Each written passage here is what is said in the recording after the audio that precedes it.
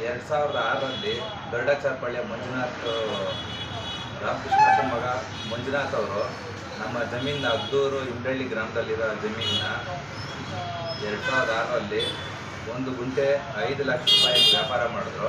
5 ಎಕರೆ 24 ಗುಂಟೆ ಜಮೀನು ಪೂರ್ತಿ ವಿಸ್ತೀರ್ಣ. ಈ ಜಮೀನಿನ ವ್ಯಾಪಾರ ಆಗಿದ್ದು 10,60,00,000 ಪೂರ್ಣ ಮೊತ್ತ ವ್ಯಾಪಾರ ಆಗಿತ್ತು. ಆದರೆ ಅವರು ರಿಜಿಸ್ಟ್ರು ಮಾಡ್ಕೊಂಡಿಲ್ಲ, ಅಮೌಂಟ್ ಇಲ್ಲ ಅಂತೇಳಿ ಆವಾಗ ಖರ್ಚುಗಳಿಗೆ 50,000 ಹೋದಾಗೆಲ್ಲ 5 ಲಕ್ಷ 1 ಲಕ್ಷ ಹಿಂಗೆ ಖರ್ಚುಗಳಿಗೆ ದುಡ್ಡು ಕೊಟ್ಕೊಂಡೇ ಬಂದರು. ನಾವು ತೊಂದರೆ ಇದೆ ಸರ್, ಜಲ್ದಿ ರಿಜಿಸ್ಟರ್ ಮಾಡ್ಕೊಳ್ಳಿ ಅಂತ ಕೇಳಿದ್ರು.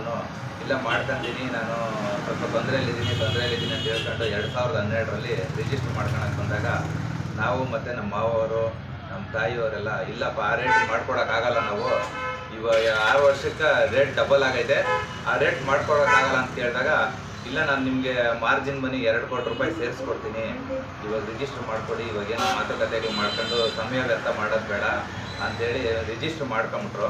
ನಾವು ಚೆಕ್ಗಳು ಕೇಳಿದಕ್ಕೂ ಇಲ್ಲ ಚೆಕ್ಕೇನು ಬೇಡ, ನಾನು ನಿಮಗೆ ನಗದು ಅಮೌಂಟೇ ಸೇರಿಸ್ತೀನಿ ನಿಮಗೆ ಅಂತ ಹೇಳಿದ್ರು.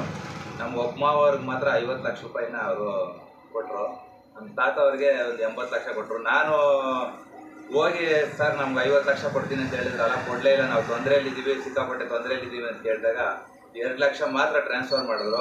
ಮತ್ತು ಅವರು ಚುನಾವಣೆಗೆ ನಿಂತಿದ್ದರಿಂದ ಸಿಗ್ತಾ ಇರಲಿಲ್ಲ, ಅವ್ರು ಹೋದಾಗೆಲ್ಲ ಸಿಗ್ತಾನೆ ಇರಲಿಲ್ಲ. ಅವ್ರನ್ನ ಮೀಟ್ ಮಾಡಬೇಕು ಅಂದರೆ ಬೆಳಗ್ಗೆ 6 ಗಂಟೆಗೆ ಹೋಗಬೇಕು. ಅವರು ಕೆಲವು ಟೈಮ್ ಇರೋರು, ಕೆಲವು ಟೈಮ್ ಅವರು ಚಾಮರಾಜನಗರ ಅನೂರಲ್ಲಿ ಚುನಾವಣೆ ಪ್ರಚಾರ ಇದು ಕಾರ್ಯಕ್ರಮದಲ್ಲಿ ನಿರತರಾಗಿರ್ತಾಯಿದ್ರು, ಸಿಗ್ತಾ ಇರಲಿಲ್ಲ ಸರ್. ನಮಗೆ ದಯವಿಟ್ಟು ಇದಕ್ಕೆ ನ್ಯಾಯ ಒದಗಿಸ್ಕೊಡಿ, ನಮ್ಗೆ ಸಹಾಯ ಮಾಡಿ ಸರ್.